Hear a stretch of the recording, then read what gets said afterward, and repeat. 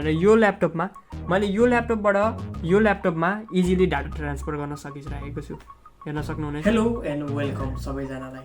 आज तपाईँहरू सबैजना सोच्दै हुनुहुन्छ होला यो भिडियोमा चाहिँ यसले किन दुईवटा ल्यापटप हातमा बोकेर यसरी देखाएको होला भनेर है।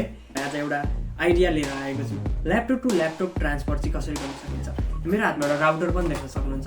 यो राउटरको मद्दतले अथवा तपाईँको घरमा अहिले वाइफाई चलाइराख्नु भएको एउटा राउटर हुन्छ नि, त्यो राउटरको मद्दतले चाहिँ तपाईँले कसरी laptop to laptop data transfer गर्न सक्नुहुन्छ। Laptop to laptop data transfer चाहिँ विदिन अ सेकेन्ड आँखा झिम्काउँदाखेरि यहाँको फोटो यो ल्यापटपमा जाने गरी, अनि यदि तपाईँको घर अथवा स्कुलमा छ, स्कुलको डाटाहरू चाहिँ अब माथिल्लो फ्लोरदेखि तल्लो फ्लोरमा पठाउनुपर्छ। 2-3वटा डेस्कटप मोनिटरहरू युज गरेर, डेस्कटप सिपियुहरू युज गरेर काम गर्नुपर्छ भने यो एकदम हेल्पफुल हुनेछ। यदि तपाईँलाई पेन ड्राइभ युज गर्ने बानी छ, हटाइदिनुहोस्, पेन ड्राइभ नै चाहिँदैन। If you have wifi in your laptop है, ल्यापटपमा वाइफाई चाहिँ हुनुपर्छ। त्यो ल्यापटपको डाटा यो ल्यापटपमा इजिली हाल्न सक्नुहुन्छ। आउनुहोस् कसरी हाल्न सकिन्छ हेरौँ यो भिडियोमा। फर्स्ट अफ अल तपाईँलाई डाटा ट्रान्सफर गर्नको लागि तपाईँले सेटिङमा गएर केही वाइफाई सेटिङहरू मिलाउनु पर्ने हुन्छ। सर्वप्रथम त तपाईँ विन्डो बटन थिच्नुहोस् र कन्ट्रोल प्यानलमा जानुहोस् र कन्ट्रोल प्यानलमा गइसकेपछि यहाँ नेटवर्क एन्ड इन्टरनेट भन्ने ठाउँमा गएर view network status and the task भन्ने अप्सनमा क्लिक गर्नुहोस्। तपाईँहरूले यहाँ जब क्लिक गरिसक्नुहुन्छ तपाईँहरूले यहाँनिर देख्न सक्नुहुन्छ, यहाँनिर change advance setting and sharing भनेको छ। सेयरिङ र एडभान्स सेयरिङ सेन्टरमा क्लिक गर्नुहोस्। तपाईँहरूले यहाँ प्राइभेट नेटवर्कको बारेमा तपाईँलाई केही कुराहरू गरेको हुन्छ। यदि तपाईँको ल्यापटपमा यो इनेबल छैन भने तपाईँको फाइलहरू सेयर हुँदैन। फाइल एन्ड प्रिन्टर सेयरिङ भनेर लेखेको छ। यसलाई यो सर्वप्रथम त बाई डिफल्ट अफ हुन्छ, तपाईँले यसलाई अन गर्नुपर्ने हुन्छ। त्यसै गरी तपाईँ अल नेटवर्क्समा जानुहोस् अनि अल नेटवर्कमा गइसकेपछि तपाईँहरूले यहाँनिर पासपोर्ट प्रोटेक्टेड सेयरिङ भन्नेलाई चाहिँ तपाईँहरूले यो अन भइरहेको हुन्छ, यसलाई अफ गर्नुपर्ने हुन्छ। यसै गरी यसलाई तपाईँहरूले क्रस गरेर तपाईँ फाइल एक्सप्लोररमा आउन सक्नुहुन्छ। फाइल एक्सप्लोररमा गएर तपाईँहरूले एउटा फाइल बनाउनु पर्ने हुन्छ। म तपाईँहरूलाई देखाइहाल्नेछु स्टेप। न्यू फाइलमा जानुहोस्, न्यू फोल्डरमा जानुहोस्।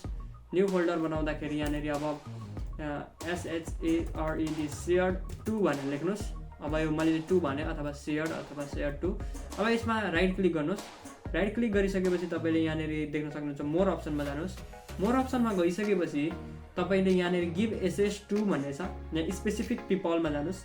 यहाँ गइसकेपछि तपाईँ यो ड्रप डाउन एरो छ यहाँनिर, यसमा थिच्नुहोस्। यसमा थिचिसकेपछि यहाँ एभ्री वानमा गरिदिनुहोस्। एभ्री वानमा गरिसकेपछि तपाईँले एड गरिदिनु। अब तपाईँको फाइल एड भइसकेको छ। एड भइसकेपछि अब यसलाई सेयर गरिदिनुहोस्।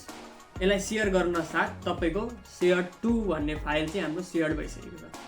अब आउनुहोस्, अब यो सेम प्रोसेस चाहिँ हामी अब जस्ट सिफ्ट गरेर अर्को ल्यापटपमा हेर्नेछौँ। के त हाम्रो फाइल सेयर भयो त के भएको छैन भनेर हामी त्यो फाइल हेर्नेछौँ। यहाँ सेयर फाइल 2 भनेर लेखेको छ, यहाँ देख्न सक्नुहुन्छ। अब म तपाईँहरूलाई यो फाइल चाहिँ हाम्रो यहाँ सेयर भएर कसरी चाहिँ सेयर भयो भनेर म तपाईँलाई देखाउन चाहन्छु। अब यहाँ तपाईँले फाइल एक्सप्लोरर खोल्नुहुनेछ। यहाँ फाइल एक्सप्लोरर खोलिसकेपछि यो फाइल चाहिँ तपाईँको कसरी सेयर भयो भने यहाँ नेटवर्कमा गएर तपाईँले थिच्नुपर्ने हुनेछ।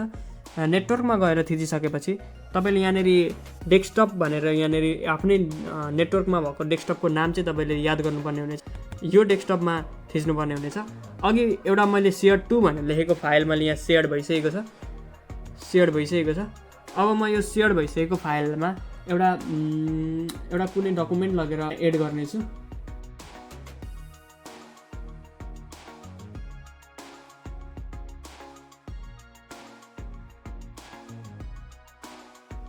मैले यहाँ पेस्ट गर्न साथ हेर्न देख्न सक्नुहुन्छ यहाँ मोटिभेसन भनेर आइसकेको छ। यहाँ मैले मोटिभेसन भनेर यो ल्यापटपबाट यो ल्यापटपमा इजिली डाटा ट्रान्सफर गर्न सकिरहेको छु। हेर्न सक्नुहुनेछ। This is your journey kids, your revolution, your masterpiece. तपाईँले देखिहाल्नु भयो होला भिडियो कति सजिलो छ, कति सजिलो स्टेपहरू छ, मैले तपाईँलाई देखाइ पनि सकेँ। अब यो प्रोसेस फलो गरेर तपाईँले आफ्नो ल्यापटपको डाटा चाहिँ अर्को ल्यापटपमा सजिलैसँग अथवा डेस्कटपको डाटा अर्को डेस्कटपमा सजिलैसँग ट्रान्सफर गर्न सक्नुहुनेछ। यदि भिडियो मन परेमा हामीलाई सब्सक्राइब गरिदिनुहोस्, च्यानललाई लाइक गरिदिनुहोस्, एकचोटि कमेन्ट पनि गरिदिनुहोस्।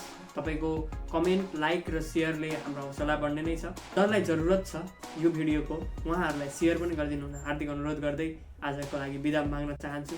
धन्यवाद।